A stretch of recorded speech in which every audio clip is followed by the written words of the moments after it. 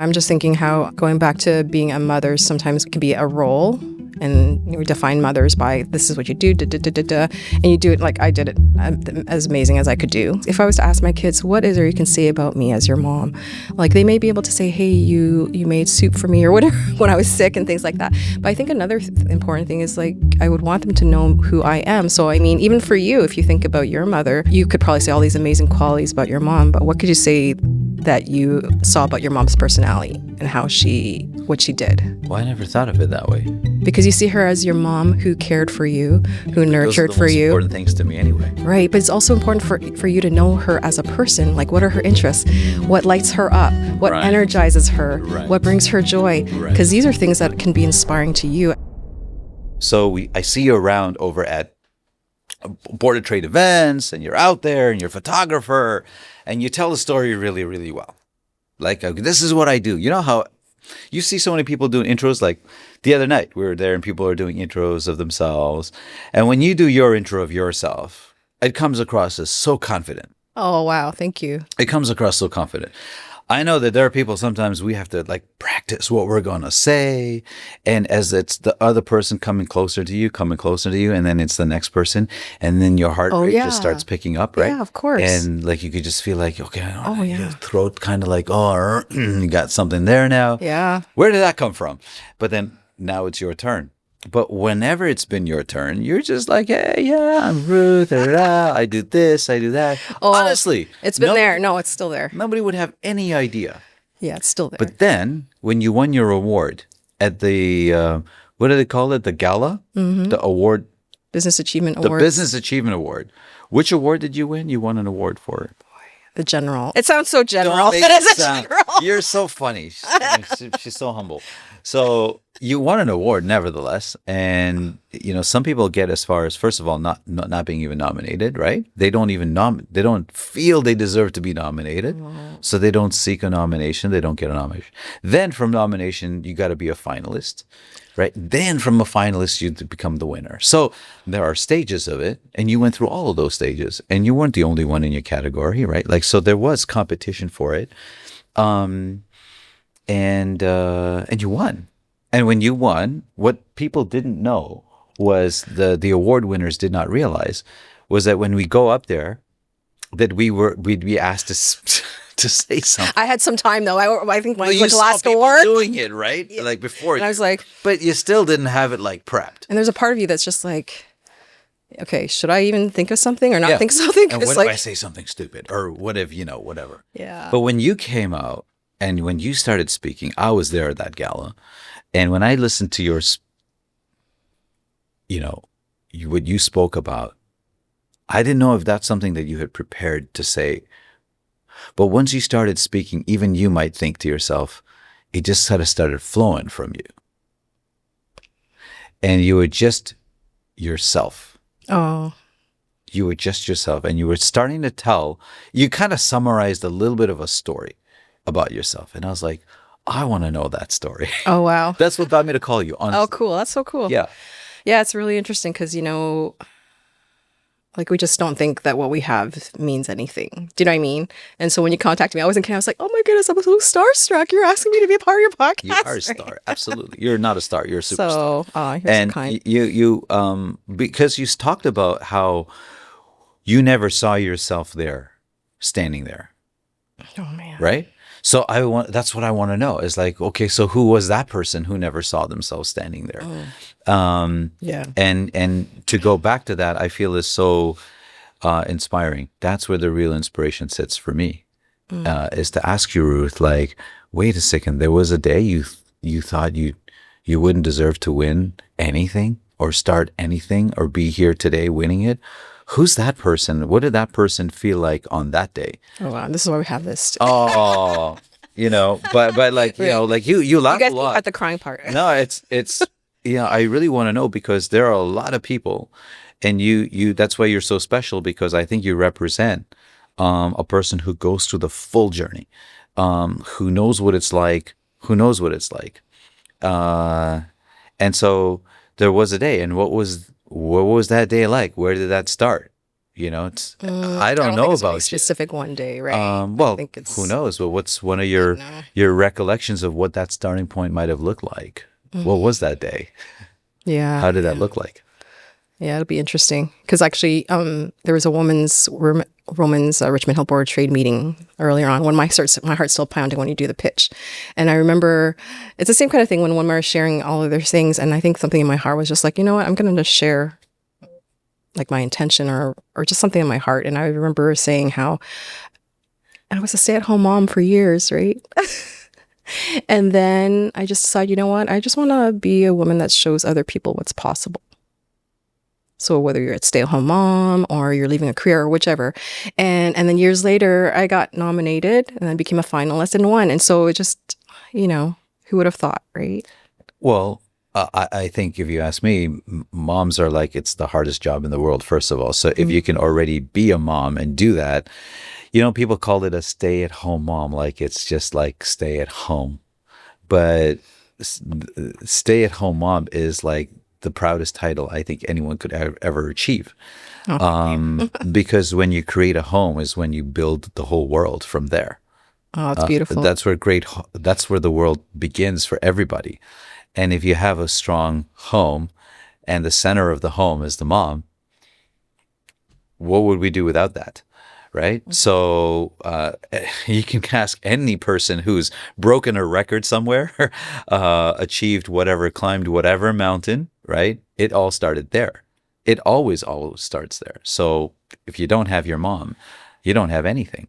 So when you say just as like I was just a stay-at-home mom, a lot of stay-at-home moms probably have that feeling that I'm just staying at home. What am I doing? Is that true? Is that how it feels? I mean, you don't really look at yourself and think, I got these kids and I'm raising these kids and I'm changing the world.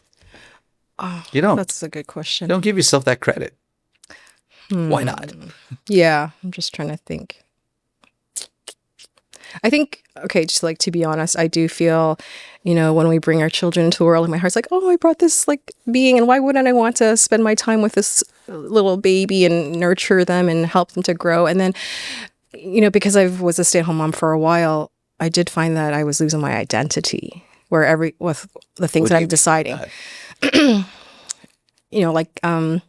I may prepare a meal and I know certain kids don't like certain things, so I will actually do something more towards them. And I remember there were times where later on I'd be like, what do I want to eat? Well, I want to ask each of my kids what they like or my husband. And then I'd be realized, no, like later on I was like, why did I do that?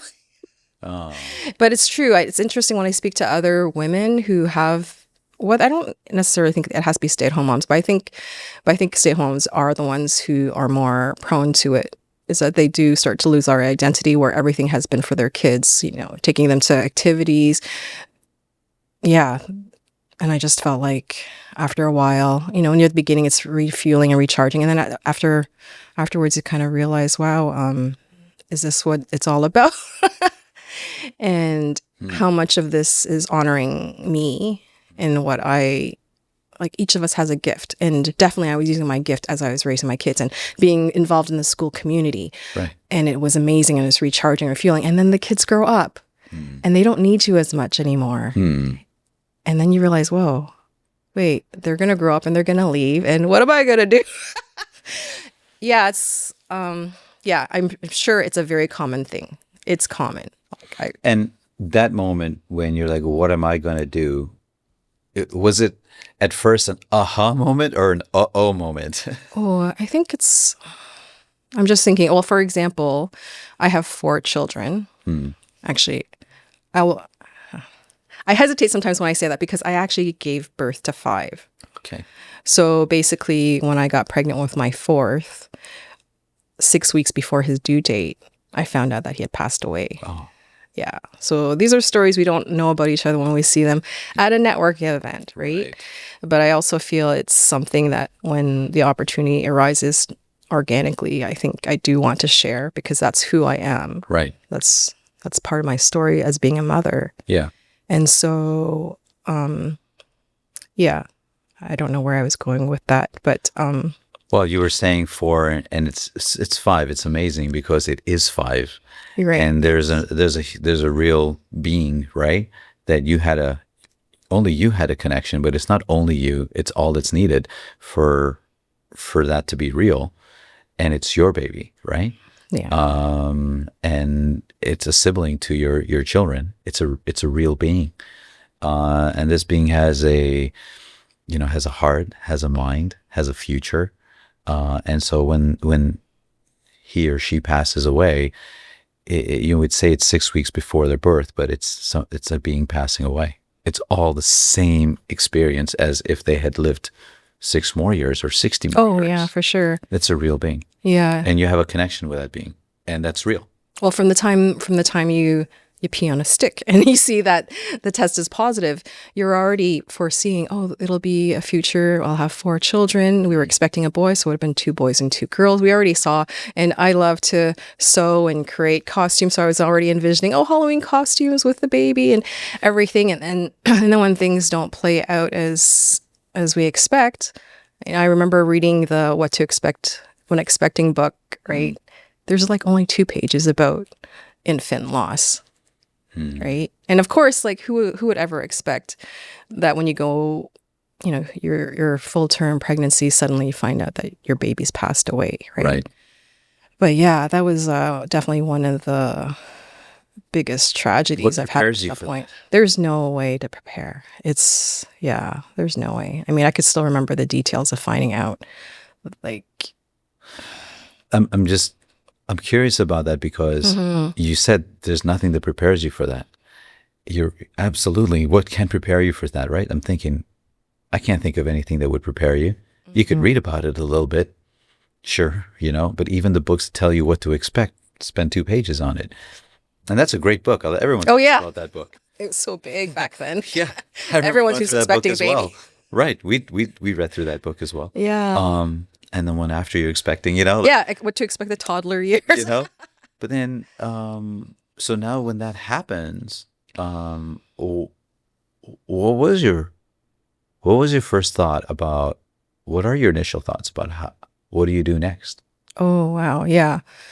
So there's a physical experience, and then there's also I think a really strong emotional experience and a mental experience as well. Spiritual experience, all sorts of experience. It's a mix of things because it's a traumatic event. So it is trauma, right? And then moving through that and healing from it. And so, I mean, I would have to say it sounds really awful, but after we lost our baby, and we named him Joshua. His name was Joshua. We called him Joshua from the time we were expecting him, right? Oh. And so, I gave birth to him, and we had a funeral for him. I mean, it's encouraged. It was just backtracking when we found out that the baby no longer had a heartbeat.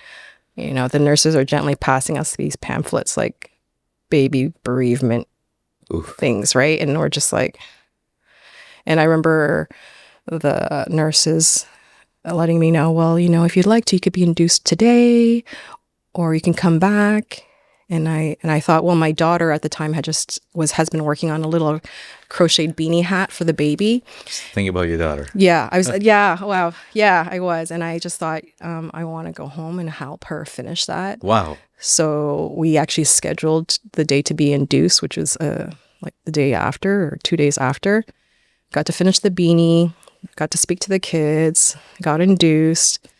Took almost 24 hours. Because the body's not ready to push the baby out.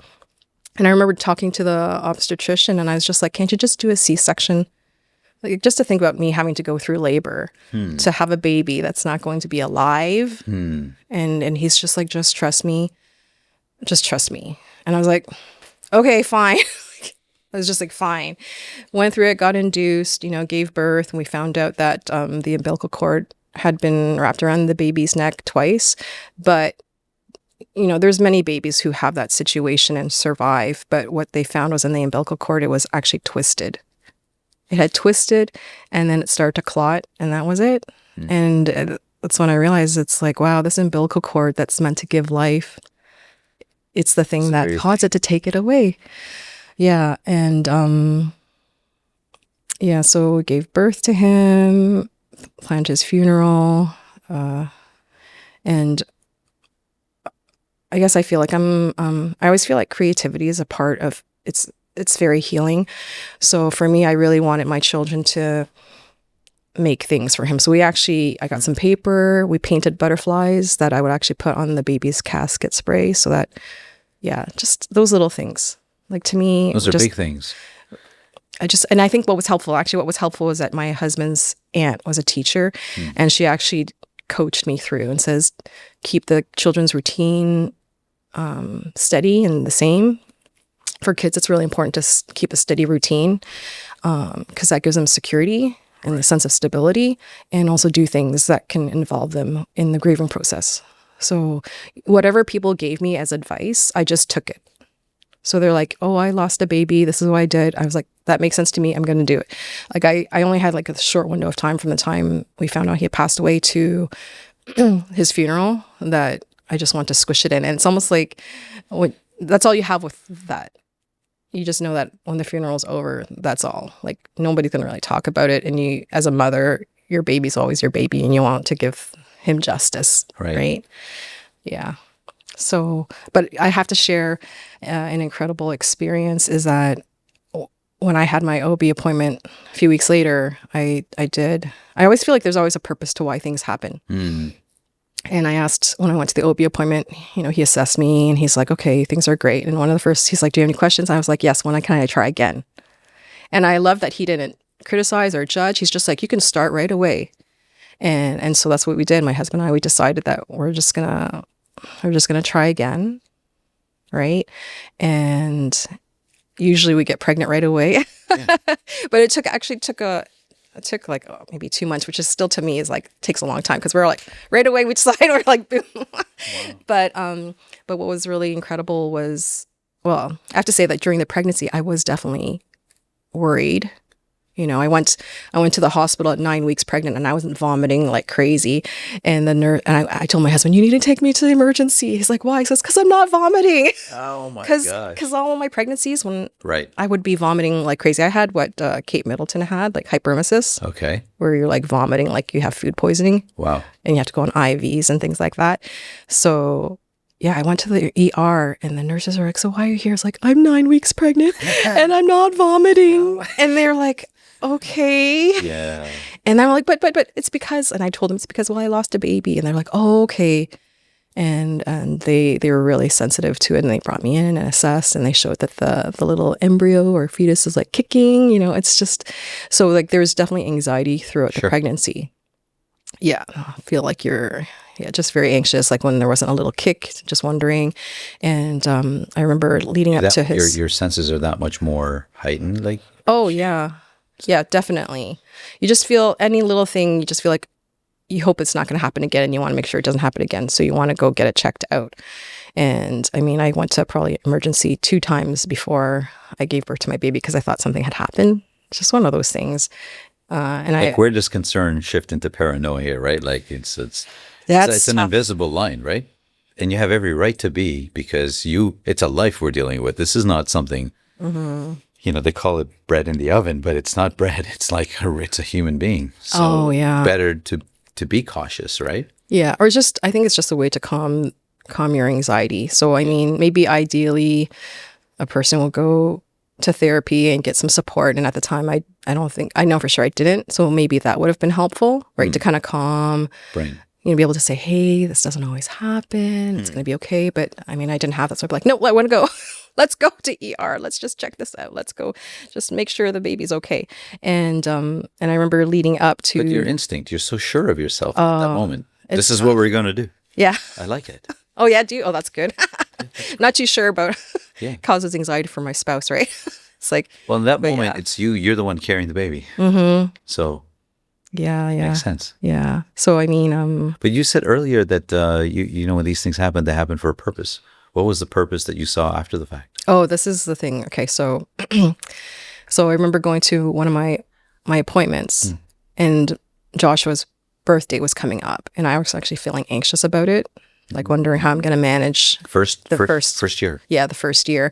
And so I asked the doctor, I was like, so is there any chance I'll go early? Like I'll go into labor early?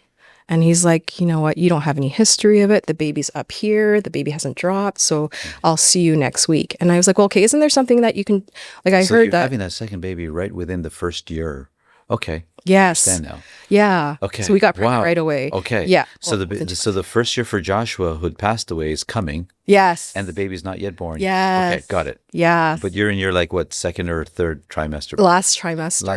Last trimester. Okay. And so, yeah, so the doctor said that you have no history of it. We'll see you next week. And I said, well, I heard that when a mother has lost her baby, doctors can make accommodations to induce some other, And he's just like, okay, well, why don't we just talk about this on Friday? We'll make an appointment for you. You can come out on Friday. We'll assess you. And so I was like, okay. So that was Wednesday. He just told me that there's no chance I would go into labor early. Oh, boy. That night I was having contractions. And I thought they were Braxton Hicks, right? The false labor pains. Sure. And I was just like, breathing through it like every 5 minutes. I'm like, okay, I don't think these are Braxton Hicks. But the doctor told me there's no chance I would be going into labor today. Right. We went to the hospital. I was 5 centimeters dilated. And the nurses said, you're not leaving this hospital without a baby. And same day. Wednesday. The day before. The Wednesday. Wednesday. That night. No. Yeah. And that day was the 24th.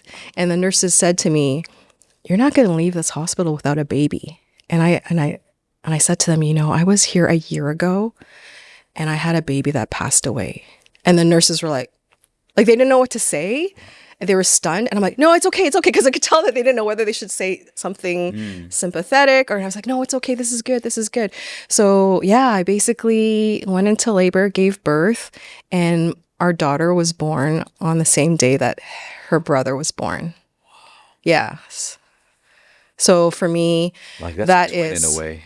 Yeah. It's just, I don't know. It's such a gift. And so that's what I would say, whether that was the purpose or the meaning or the reason why. I wouldn't want to say he died to allow this baby to come into our life, right? But Right.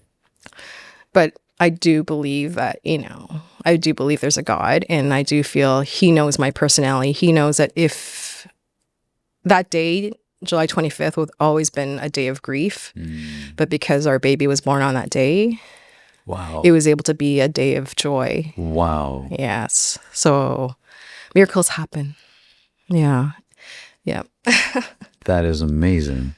During the course of the year, though, when you're having this, when you're going through your pregnancy, you didn't think that would be the day of the birth. No. Or you're not thinking about that yet, or the possibility that this could happen. You didn't even see it coming. No, and the obstetrician said it wouldn't happen. I said it wouldn't happen. And even when you went on Wednesday to speak to the doctor, that's not what you were talking about. You were just trying to get yourself ready for, commemorating the upcoming anniversary. Yeah, how to manage that day. Yeah. Yeah, whether I'd feel anxiety, grief again. Yeah, and yeah. And this answered the question. Mm-hmm. This is what you're going to do now forever on this day. Yeah. Yeah. So, as that's beautiful. Thanks. As you're going through raising this last one, these kids, I can't fully understand, because as you were saying that, you start losing your identity. I was like, what identity? That is the mother's identity. The mother's identity is all of their identities, because it's not, I mean, this is just me, how I look at it, but you're the one going through it.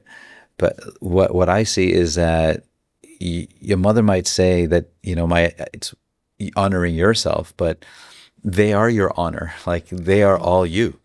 Their identities, they're all me. It's a great thing. Their identities are defined by you. That is your identity. And it seems like it's not you, but they are your extension. And your identity flows through that, and nobody else gets that privilege. So I don't see it as a loss of identity. I see it as like there's a growth, there's a dimension to your identity as a mother that nobody else can have. And that's an identity many people can wish for, but can never get, because of that give that you do. Like what to eat, it's what they want. What to do, it's what they want. But that's true though from the other side is that there's still you personally, right? Like what do you want to do? And so as they kind of got to that point and they were off as you were talking about, you started saying that there was a question of like the now what? Oh, yeah. Yeah. And when you get to that point, you've gone through, it's not like months, it's years, decades that you've gone through. I've heard people talk about like, well, getting into a career or getting into a profession. And there's this feeling that I haven't done anything like academic or professional, you just raised all these kids, by the way, because try giving that to some professionals to do. They can't do that. You did all of this, give yourself no credit for it, obviously, at that point. But Right. you did this and still you have this thought of what am I going to do? And so there's this like a moment of, would you say doubt or question about the value that you can offer? Or what does it, or what does that look like? Or what did it look like to you at that point in time?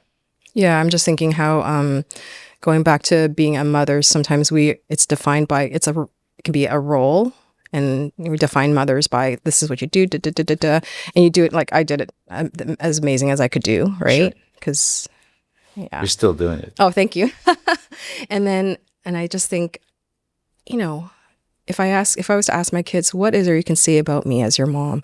Like they may be able to say, hey, you made soup for me or whatever when I was sick and things like that. But I think another important thing is like, I would want them to know who I am. So, I mean, even for you, if you think about your mother, you could probably say all these amazing qualities about your mom, but what could you say that you saw about your mom's personality and what she did? Well, I never thought of it that way. Because you see her as your mom who cared for you, who nurtured for you. Those are the most important things to me anyway. Right. But it's also important for you to know her as a person. Like, what are her interests? What lights her up? What energizes her? Right. What brings her joy? Right. Because these are things that can be inspiring to you as her child. Absolutely. And I feel that's what I'd want to add that as we look at our mothers, who could think about all the things that they've done, they've sacrificed for us, but then also to get to know, what did she love to do? Wow, she loved to go out. She loved to go see the musical theater, all these different aspects of our mother, right? And that's what makes her a person, and that's her identity, right? So if that makes sense. I think I'm going to cry. Are you? Well, I love my mom a lot, but yeah. You make a great point, because a lot of times when we look at our moms, when I look at my moms, I just think about exactly how she was the greatest nurturer in the world. But it's like, yeah, what is it that they wanted to do? What is it that yeah. Yeah, so I feel this is what I didn't think, I wasn't expecting it, but it's like starting my business. Now my kids see, wow, she was at home for a while and she took that step to start her own business. And look at her. She's involved in the community of Richmond Hill. She's volunteering at the Richmond Hill Winter Carnival Festival. She enjoys doing that. She enjoys helping out with the Mayor's Maple Syrup Festival. She got nominated for a Business Achievement Award. Right. She took the award home. She likes to give of her time to community to help lift others up. I mean, that's so different. In addition to for them though, or are you doing it for you now? No, that part is for me. Okay. And I think that's the important part that I've learned to do is like, after you've been doing so much for everybody, and I'm not going to say it's right or wrong. It's just something that's happened. It's now all giving myself permission to actually do things that light me up, that bring me joy for me. Yeah. And and it's not selfish. No, not at all. It's it's growth, actually. If you call growth selfish. Self-care, But actually. it's self-growth. Yeah, it's growth. Self-growth, self-care. Self-development. I don't think that's selfish. No. What does it matter what I think? But it's like more, it is growth. And the desire to grow, and the desire to grow in different dimensions, in different ways. Yeah, why not do that? Oh, yeah. Right? So when you first started approaching this, right, and asking yourself, did you have questions as like, well, what actually can I do? I can't do anything. Did you have a thought like that? Because I also hear sometimes people having that doubt about, can I even grow in this way? Am I capable? Do I have potential? Right? There's a question. Right. It hasn't been answered yet, right? Some people have a plan. So how did you formulate that? How did you work through that? Like when you were first thinking through it, was it like, I can do this? No, I can't. Oh my goodness. Yeah, of course. Really? Of course. Yes, absolutely. Or it's just like, it's dabbling, right? I've always loved photography. So I always took pictures, wonderful pictures of my kids, and then people would ask, and I feel so like flattered and honored. They're asking me to take photos of them, and at no charge, because I'm just learning how to photograph. Right. And then You're not a professional photographer. yeah, exactly, yeah. Or you don't allow yourself, and then sometimes there's actually family members that actually say that to you. It's like, you can't charge. You're not professional. They'd be like, Seriously? yes, suppose.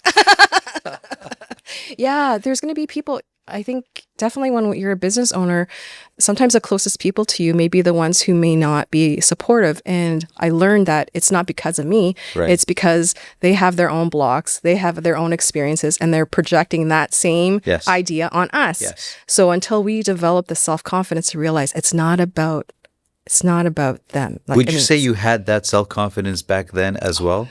So when you first heard that, then what did you think? No, I can't. Yeah, I'm just trying to think. I felt bad, of course. Sure. Sure, you laugh about it right now. I can laugh now, but Now. back then I was just like, what am I doing? Like, when will I get to be professional? At what point would I actually say I'm professional? I can charge, and Right. and when I can charge, like, if I mean, want if to, they don't think I'm worthy, then yeah, it's am tough. I worthy? It's tough, right? It's a journey. Yeah. Yes, and this is why I feel it's so important to surround yourself with people who align with supporting you Right. in your goals. Your growth. So if I had to go back and tell myself, I would say that to them. I would say that to me and say, you know what? It's because of them. It's not because of you that they said this. So surround yourself with other people who Right. have gone through it, Right. who can lift you up and say, this is all normal. Right. And I think this is why it's so important to, for example, like joining local chambers or board Yes. of trades, is how you get to meet other people who are like-minded, who've gone through the same path or are still going through it, Right. and to be able to share and realize you're not alone. You're not the only one who had someone in the family say, Yeah. you're not professional. Yeah, I think everyone has that. Yeah, it's funny, but at the time it looks like, are you kidding me? Yeah. So, but you didn't have yourself going back in time to tell yourself at that point in time. So you didn't have that voice. Which is why it saying took that to you. years. So Took what years. was the voice saying to you at that point in time? I think for me, it was just, I think at the time I just filled myself with other things. So like helping out in my children's school community, continuing to do those things that are still helping out others. Okay. But I still enjoyed it. Yeah. But I would have to say, But you didn't think at that point in time you were, right? no. And so, like, why I'm asking is because at some point in time, it starts to turn. Oh, So what was the earliest recollection you have of when the turn started happening? Like, there's a moment when somebody said, you're not a professional. oh, right. But then there was another moment. What was that moment? There's different remem- kind of moments. Okay. I'll have to share this one. Okay. So it's like, yeah, you're photographing people and they're like, oh, this is wonderful, so nice and wonderful. And then I'm like, okay, I think I'm going to start charging. This is a day that if someone inquires, I'm going to say, this is how much Really? I'm going to charge. Yeah? Right. What was the day? And, You remember the and day? I remember someone had sent me a message and they're just like, oh, my daughter's having a birthday party and we would like to invite you. And I'm like, oh, that's so wonderful. That's so great. You're And- thinking it's for the party. yeah. And they're just like, and can you bring your camera? I'm like, what? Huh. And I was like, yeah, we would like you to take photos. I was like, oh, okay.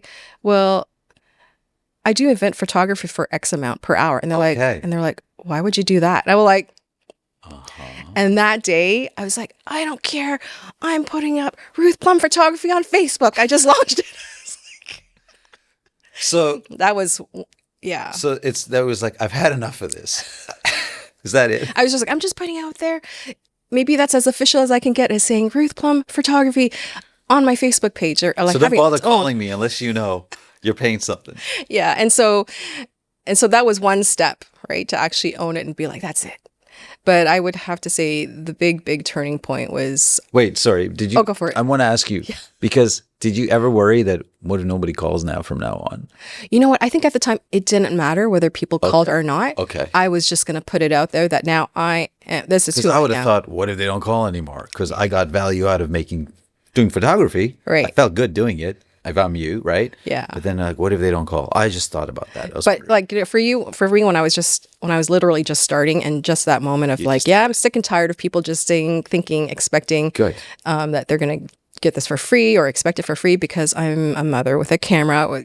Yeah. We all go through phases, especially, Yeah. I really think this is quite common in people who are in the arts, right? Versus getting a degree and becoming XYZ, Sure. right? And of course, people can get a degree in photography, Sure. which does can give them some kind of gives them some credentials, right? Yeah, absolutely. But yeah, that's I think for me, launching my Facebook page just to announce it was just a step to be. I don't know. Did you end up going to that party? Which party? No, of course not. Oh, I'm just wondering. I'm just curious. Well, then I'm not coming, and I'm not going to do this for you for free. Right. Right. Exactly. Okay. Yeah. That is a turning point. Because you could have that was still so accepted it. Like, there's a negotiation, right? That could take place. Right. But you didn't negotiate. Oh well, they weren't interested in negotiating. I think they was still wrapped around their head. But, yeah. Like, how fast was the click after you said that? Oh, I can't remember. That's hilarious. Yeah. But, Okay. Yeah, but you know what? It goes to show how this is the journey of starting a business. You're gonna have people do this to you. Who right? knew a rejection would actually be so powerful? Like, would actually help you, Oh, right? yeah. You talked about the very thing that gives you life can take it away earlier, and the very thing that can take it away gives you power. oh, yeah, I don't know. I just saw that. yeah. That's so cool. Somebody's saying no You're to so you. poetic. So I'm an artist. But the very thing that is a rejection, is a put down, at that moment becomes Right. your trigger. Right. And when you're saying that, I think we're going to go through tough times and we can always make a decision in what we do with it. Right. So in that moment, I could be like, oh my goodness, I can't believe like this person wants me to do it for free. I'm like, heck no, that's it. I'm going to do this. I'm going to launch my Facebook page or whichever. And I think, And that was after a few times of you thinking, now should I say it? Now should I say it? And then you didn't say it. You're like, okay, I'll come. right. Or what's that? Is that No. how it went? Or No. it was just like an overnight? No, like for that, to put the Facebook page up? Like, or? no, leading up to that event, right? You're getting calls. You're going. And you're thinking, maybe this time I'll ask. No, I won't ask this time. Oh, right. Okay, I'll ask next time. And then next time you're like, no. Oh, no, right. just Yes, do it you one more reminded time. me. Yes. Did that? That's true. Yeah. You talked yourself off the ledge Yes. a couple of times. Yes. Oh, okay. It does happen. Yeah. It happened. I forgot about it until you mentioned it. Yeah, that's true. It did happen. People would be like, hey, Ruth. There's some, it's like, hey, Ruth. and we're you're having like, a I don't want to party. Can you come?" disappoint them. Oh, yeah. And it's friends. Yeah. Right. So, yeah, I think in the end, you do it enough times, then they won't ask you anymore. Right. But this specific one, I was just like, maybe they weren't that close of a friend. So I was like, let's try it out with this. I can person. afford to lose this. Yeah. Years. We'll just go back to that start book page, that Facebook start date, and we'll be able to identify who that was. No, but so awesome. Good for you. It's funny. So you did that. Yeah. That was one point. And then you said that there was a point coming up after that. So Yes. what happened? Yes. So. Then was the first one that wanted you to come as a pro. Oh. Or Oh yeah. Oh, I mean, I did a few weddings, and I got paid for that, but I still felt like it was. I felt like it was like hobby money. Yeah. I don't know if you could understand that, but it's just like when a person's a stay-at-home mom, and then we're just starting to do something that we think, oh, this may make some money, and maybe it'll just help to, contribute to other things that I would like to do or whichever. But then I think it gets to the point where you want to make it into something that's actually financially contributing to your family. yeah, when it goes And so from that's being a big- gig to being a business. I Yes. guess, Yes. Like that. I used to Yeah. cut lawns when I was a kid, and I used to think, well, yeah, I'm just getting a little bit of money. I didn't really think I'd live on this, Oh. but that's the closest I can come to thinking the same thing. But yeah, Yeah. it's, It's like that. just did Yeah. for Yeah. some money. That's wild. We used to clean cars, right? Yes. A little money, a little Yes. extra cash. Yes, exactly. It's right? like that. Stuff to spend on vacations or whatever. Yeah. But and then you decided to go from that. What made you decide that you could? Like, because then there's like, okay, now you got expenses and you got like, it's a business. Right. Well, I think another thing is like a block also is thinking, I need to be more experienced. I need to be more educated. I need more. I need more. I need more. I need more not- gear. There's always something more. This is like, you're not enough. You're not enough. Yeah. Huh. It's just so funny. It's like, oh, maybe I need to get this camera, or I don't know. It's just the excuses we make up for ourselves, right? And maybe it's a protection thing. Who knows what it is? But I do remember definitely, and I shared this as part of my speech for the Business Achievement Awards, was that, I love photography since I was 12. Didn't think it could be a career, ended up becoming a dental hygienist, stayed home with my children, and then always took photos, had little gigs here and there that were all nice. Mm-hmm. And then I get the phone call where my mother tells me, hey, they found a lump in X-ray and your dad has lung cancer. And later on, talking to my dad, he said, your brother's going to come up from Utah with his family this Christmas, and I want you to take our family photo. Okay.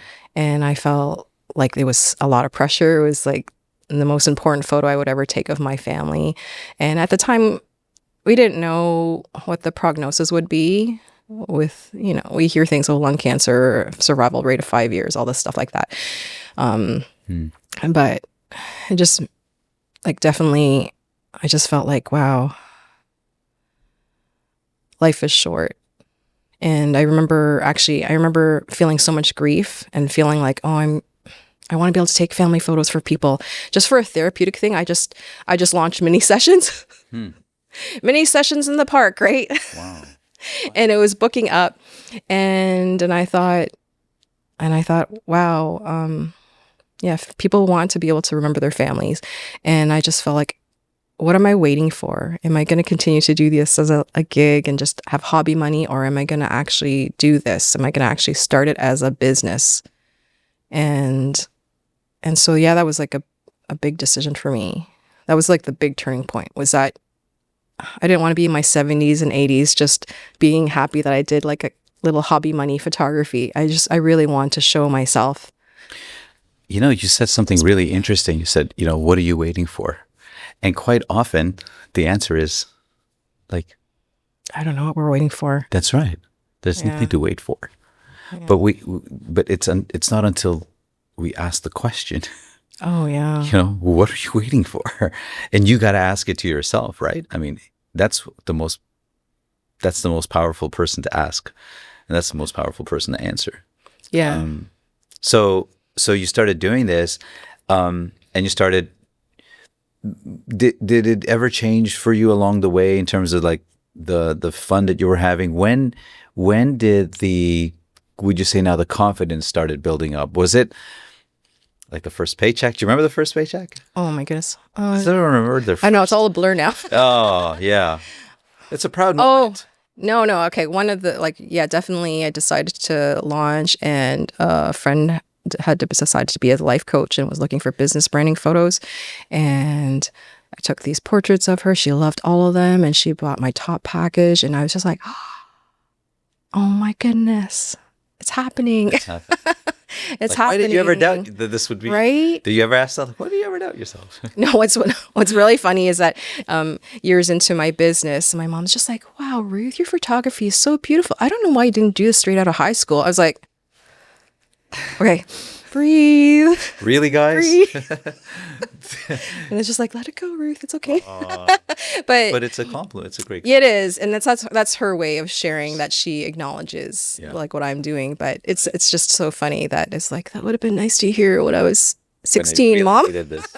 Yeah. But it's okay. I think it goes back to the same thing. People say the things that they're feeling because it's what they're going through. Like, they don't see it for themselves. So then it's tough for them to see it for others or their children, if that makes sense. You know what I always say, I kind of equate it to the ripening of a fruit. Oh, okay. Yeah, like it's funny. Everyone feels this way, that I wish you had told me back then. And they might not have even fully crystallized that thought, but they were starting to think it. They just weren't ready themselves to say it, right? But they're proud of that moment as well. If you go all the way back, it just hadn't ripened. Oh yeah. know? So it's like they weren't ready. It's not that you weren't ready, it's that they weren't ready. Right. If they could go back and say it to you, they would. They would. Yeah. Right? The only difference is that, that those are the two realities. But it is a reality on the other side. That if they could go back and tell you, oh, is that what you needed? Yeah, that would have been nice to hear.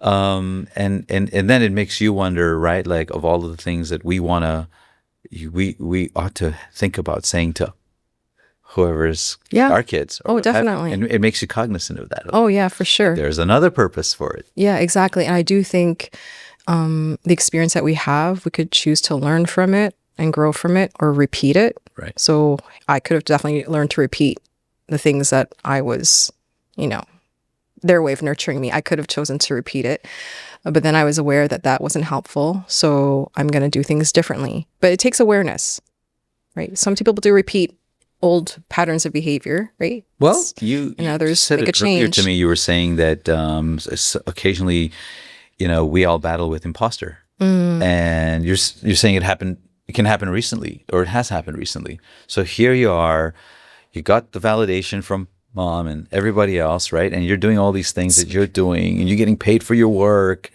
and you're still having imposter syndrome, experiencing that. Is that? Would you say that that's fair to say? Like you had still experienced it recently, even after all of this confirmation. Yeah, Why does that happen? that's a tough question. I don't know. Why does it happen, Mohammed? Tell me. I want to know your take on this. Why I think it happens. Well, I think it happens. I think Why it did it happens happen to you? protect Like us. why? Because in that moment, you already have all the information in front of you. The facts are that you get paid for what you do. Yeah. Your recognition level is clear, and yet a thought will still creep up like that. Yeah, I'm curious. Well, I honestly think sometimes it happens because there's value in reminding yourself how great you are. Really? Yeah, it's like a trigger, like you said, like it's a purpose. Like something happened for this reason. I think that's the purpose. Like it's like imposter syndrome can be frowned upon as a negative thing. But I look at it as like it asks you a question so that there's an answer. And the answer wouldn't be there if there wasn't a question. So the question is to actually allow you to own To honor yourself. why. Go ahead. do. It's asking you, a form of yourself is asking you, honor yourself. But it's just not asking it like that. It's just questioning you. Oh, I So like it that. comes Honor across yourself. it comes across as something like a doubt. It's just a question. So go on, answer the question, Ruth. Oh, that's so good. You know what I mean? Oh, I think we should replace imposter syndrome with honoring ourselves. So Go that on. little thing that says I really think imposter so. syndrome. But some people, I yourself. get accused of being, toxic positivity, people call it. Like, come on, no, like live in the wallow in it. I'm like, wait, you just asked yourself a question. That's all it is. Now answer the question. Yeah, I'm good. Okay. Well, if there wasn't a question, there wouldn't be an answer, would there? Oh, that's so good. Yeah, there's no right or wrong, bad or good. It's neutral, and it's what you make of it. And in the imposter syndrome, sometimes you ask yourself, better you ask yourself that question than somebody else asks you that question sometimes. Who's the most important person you got to answer that question to? Yeah, it's Who's the ourselves. most important person? It's yourself. Yeah. So you've been asked that question before, and you've also had it answered for you by somebody else. But this time you get to ask it yourself and you get to answer it yourself. How's that a bad thing? Or I question whether maybe it's not imposter syndrome. Sometimes if we're not used to shining, Yeah. and we're used to just dimming our light, Right. to actually shine and rise and lift up and see that you're lifting others, Right. we're not used to it. Right. So it must be, But that's the purpose of it. It doesn't have to be a negative thing. yeah. It's almost like I feel it like it's necessary to get checked, like a stress test. Oh, yeah. Yeah. I'm going to have to reflect on that. Reflect on That's that. really deep. Is it? Okay, yeah, I know. But honestly, like when you're thinking about it, you were saying that you were talking to a CEO and of a place, and they were like, yeah, I go through this as well. So then it sounds like it's like there's nothing wrong with you when that happens. It's part of the whole experience. the whole thing. Yeah. It happens. And sometimes you look at another person thinking, that person can't be having any doubts. But Yes. but the doubt is not a doubt. It's a question. And if there wasn't a question, there wouldn't be an answer. So yeah, it's necessary. Come on, guys. It's reconfirming. It's part of growing. Yeah. Yeah, it's all part of growing. Oh, yeah. And the questions are, is there ever a time that there's never going to be any more questions? Do you think? No, there shouldn't be. I don't know. I'm Yeah. just wondering what your thought is on that. No, I think it's good to have questions because it gives opportunities for growth and curiosity to explore. Right. Because I've heard this saying, it's just like if you're not learning and growing, you're dead, Yeah. which is true. And yeah, for whatever reason, if people are happy with where they're at and they're okay not wanting to learn and grow, I feel like I want to learn something every day. At the gala, was there a time where you were like, because you knew there were other finalists, and sometimes you feel like you're going to win, but then other times you're like, just prepare yourself. Just prepare yourself. It might not be you. Right. Well, you know what? that? No, you know what? I learned. Okay. I did. This, you did? Yeah, because I was like, I was given a little bit. I felt like I was given a wink that you're going to win. What? But that's just maybe me reading Secret into info there? No, but that just might be me reading into it. Right. Right. And then I was like, no. You've been here before where you think you're going to win, and then you didn't.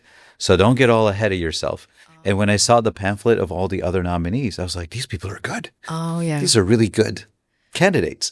So, yeah, not winning would have been not a disappointment. I'd be like, oh, I was already setting myself up. Oh, well, you already got this far. You should be proud of that. Yes. Right? Yes. You're already setting that up. You're preparing yourself not to win. Well, actually, this was actually the third time I made it as a finalist. See what I'm saying? So my you've first also time I learned coming here and not winning. So you've got experience, like you got a memory. Yeah. So you're calling like, okay, well, this has happened. There's a pattern to this. Just accept it. You're going to get as far as being a finalist this time. Well, for me, the first time, the person who actually won said that they had been a member of the Board of Trade for 9 years and had been nominated 3 times or something like that. Wow. And I had been nominated just for my first time. So at that moment, I was like, okay, I'll give myself 9 years. Right. There you go. Just something, right? I'll wait until I'm nominated probably my third and 9 years. That's and then hilarious. But I learned the second time I was nominated was to surround myself with people who support me. So my table, I actually contacted people that I knew, and it turns out most of them were people that I had photographed. So so my second year being nominated, I was surrounded by people, my clients, who I feel have become friends. And so win or lose, I had the best sympathetic hugs afterwards. Yeah. Like they actually looked more sad for me when my name wasn't called than I felt. And I actually felt sad for them. Like I almost felt like crying because they were like, and I'm like, oh, but it was I don't know, it just felt so amazing to be there with friends, and they just gave the best hugs. And I think I would suggest it to any finalist is like, whether you take the award home or not, surround yourself with people that you feel will lift you up. Honor you, yeah. And the honor is already good enough. It was beautiful. I will never forget that. Do you know how many people, though, don't try again?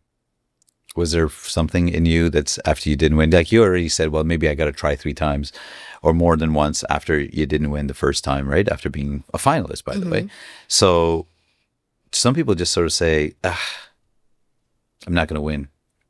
I'm not going to even give it a shot. Oh, well, I think it's kind of well, I don't know. Just the way that things work out, though, is that I really believe that it's important that I get nominated by someone that's not me. Right. So I've never, ever nominated myself. I just let it play out. Right. I just let it play out. And I don't know, I just had a client that just loved me and admired me. And she was the one that told me, every single year, I'm always going to nominate you. And, that in itself is already, to me, the biggest award. That's the award. Right? Absolutely. I mean, that's so special. And yeah, when your name got called, that's just when everyone else found out. Yeah. That's what I say. You're always a champ. That's just when they found out. That's a good one. Right. So it's like, okay, well, welcome to my world, guys. I'm amazing. Now, but that's really, it's their recognition. It's their moment, not yours, as far as I'm concerned. You were always good at what you did. You always did it for the right reasons. You always did it because you love to. Did that actually change? It didn't. Yeah, no, it didn't. There you go. It did not change. That's why you deserve it. Oh, thank you so much. But I definitely I just felt like, I remember going to the awards and thinking, you know what, if I take this award home, like I do want to honor all those 12-year-old girls that dreamed of being a photographer and chose not to and put it off, or the mothers who stayed at home and decided to start a career. I just felt like, even though it was in recognition of me, I felt like it was to honor other women who are going through or who have gone through what I went. Does that make sense? Absolutely. I don't know. In fact, that's what I wanted to ask. I want to represent them. No, you do. Yeah, and you represent them very well. That was going to be my question to you, really, is that you had photography as something that was it looked like it was a passion, something to like, you identified it. It was clear to you. Some people struggle to even find that. What do you say to somebody who, has gone through what you've gone through? The experiences of potentially even feeling like a failure, right? In some ways, or not feeling like they amounted to more or didn't know what they ought to go after next, right? They don't have something like that. How could you say that they could find that? Ooh, that's Having been all the way there, you have photography. If you didn't have photography, what would you have done? I'd be sewing, Mohammed. Well, that's the point. Right? No, I don't Do know. something. There's See, so there you many go. It came to you things. so quickly. There's so many Yes. things. What do you mean? Well, I really believe that everybody has a gift. Everyone has a gift. If they're fortunate to grow up in a home that supports it or nurtures it, or like, I mean, I'm really grateful that I grew up in a home of makers. My dad, like, they both worked full-time jobs. My mom was in the bank. My dad was a caretaker. But on the side, my mother loved to sew. They loved to create. They loved to garden. They loved to make furniture. They're always makers. They were like do DIY before DIY was even a thing. And to have that environment of always being able to create, I think I was really, really fortunate. And then they were very stable, secure. They've created a stable and secure home for me. I mean, considering they're immigrants from another country coming here where English is not their first language, right? I mean, I think it's really incredible. I'm really grateful for my childhood. Yeah. And I mean, it pains me to think that there's possibly children who grow up in homes where they're not nurtured, where maybe they're told they're stupid and dumb, they're not capable of things, or, you know, that breaks my heart. But there are people who are there right now, and they're looking at you and they're saying, Ruth, well, what are we supposed to do? Oh, man. What do you say to them? What's your advice? So you've been Sounds right too there. simple. It sounds too simple to say, do what you love, do what lights you up, what brings you joy. I think it's important that people can connect to their feelings and not be people pleasers. I mean, I'm a recovering people pleaser. Recovering Right? pleaser. Maybe I'm still recovering, where it's just like I did these things because I want to make someone happy. You know, like, I'm not going to study XYZ because maybe my parents may be disappointed that I want to be a photographer. So I'll just do this instead. Right? So I think it definitely takes a lot of courage to say, I really love, I don't know, mowing a lawn. Right. It brings me so much passion. It brings me so much joy that I cut this fresh lawn for this neighbor and they love it and it lights me up and it brings them joy. And then some people make it into like it's their career for the rest of their life, right? And then other people, they enjoy it for the summer. So I think people can explore what is it that lights them up. And if they're not sure, try different things, learn different things, do sewing, knitting, I don't know, fixing cars, whichever. But I think if we're just staying stagnant and not trying and not exploring and experimenting, we won't know. So I would say learn something. Try, be curious, learn different things, and you may surprise yourself. That thing that you tried out is your gift.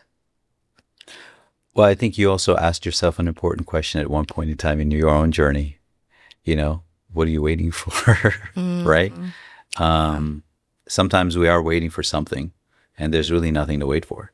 Right. And some of the excuses can be so silly. You can like I'm going to wait till my kids are grown, or I'm going to wait until I lose weight, or I'm going to wait till like the most ridiculous reasons, or I'm going to wait until, I don't know. We could always make up excuses why. And yeah, I was definitely guilty of it. It's like, oh no, I'm too old, or I'm too, you know, it's just crazy. It's just, and I think sometimes I think about regret and I wonder, okay, there's no point in regretting if I had started in my 30s or 20s or whichever, because what matters is right now. And the person who I am right now is not the same person I was 20 years ago. I feel like I'm a lot wiser. I've experienced certain things where I create space where people feel seen and heard. Not to say that I didn't before, but we just become different people, right? And I think in my photography, if I had to own something, I do feel that is like a superpower, is where I allow someone to feel seen and heard, where they open up to me and then they're at ease.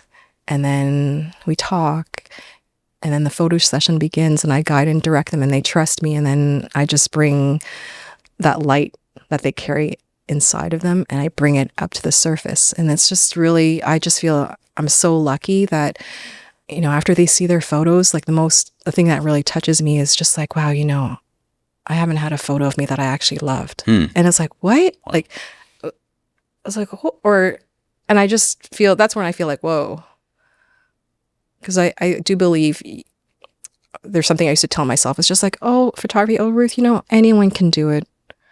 What makes you so special, right? Like, anyone can do this. But then when you hear people say this, it's just like, okay, for sure there are amazing photographers. For sure there are people who have a camera and take photos. But to create something where someone feels that way and sharing that with me, I would have to say not every photographer can do that. And I had to allow myself to own it. Does that make sense? Absolutely. And I have to be able to own it and not feel like I'm being prideful. I think sometimes like cultures are taught like, don't say that because you're being prideful. But it's just like, it's not prideful. Pride doesn't have to be a bad word.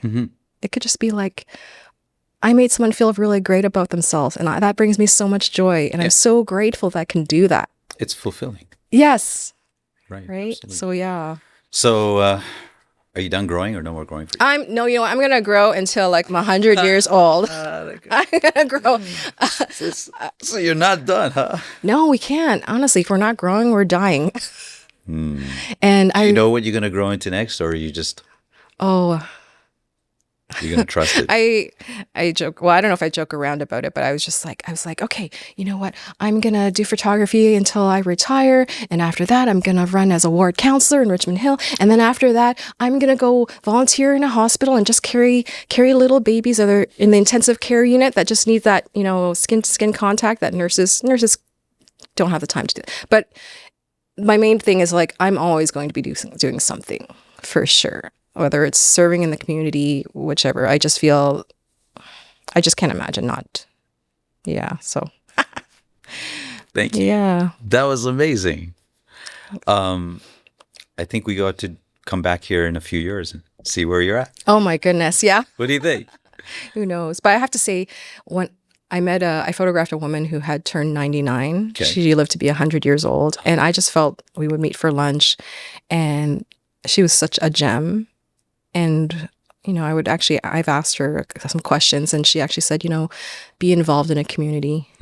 She was still volunteering when she was 100 on Zoom. Wow.